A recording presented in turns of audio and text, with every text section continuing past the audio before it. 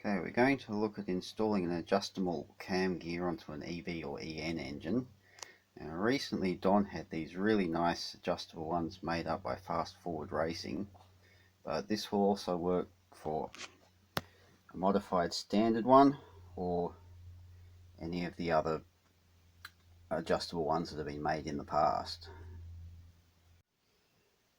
The first thing we need to do before we install our gear is to zero it. Now, if you look at the original fixed gear, you'll see that there's two timing marks on the edge. These are supposed to line up with the top edge of the head at 0.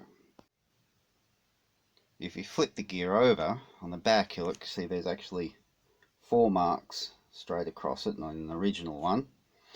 And what I've done with the new ones, using this little jig I made up, I've put again 4 marks across there at 0 because they don't come with marks as they are.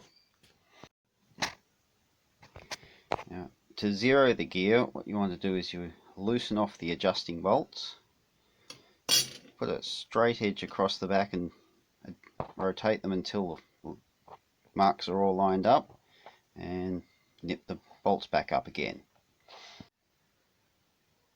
I'll be marking all the gears that I send out. If you have a modified original one, you'll find there's already marks across the back of it. As to the various other ones that have been made, they may or may not have markings, and you'll have to figure that out. I could send you one of these little jigs if you like. The next job is to get it onto the engine. I've got this engine ready here. I've got the crank at top dead center. I've got the cam at 0. It's with the keyway upwards. I'm not going to tell you how to do all this sort of thing. If you can't get to the engine to this point, then you shouldn't be doing this. Now the fun bit, actually getting the gear on. When I tried this one a couple of minutes ago, I found there was actually a slight issue with the keyway, and it was a tiny bit too narrow for the key, so I just had to file it out a little bit. I just test yours and make sure it fits and adjust as necessary. Alright, let's slip it on.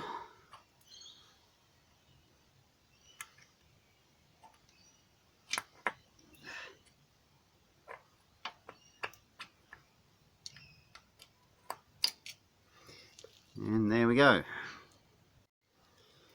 And now we have to align the cam. What you need to do is get the timing marks aligned with the top edge of the head. I'm just going to use this little device I made to make it easy. You slip it on, and those two little prongs sit on top of the head.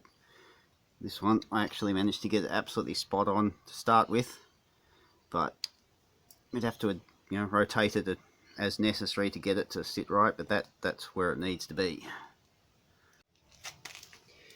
Now we need to get the timing belt on. Loosened off the bolts so that the outer can move, and we've still got the crank at TDC, the cam where it needs to be, and we don't want the cam to move.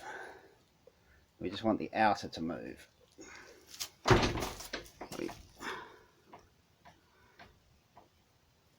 Get the timing belt on.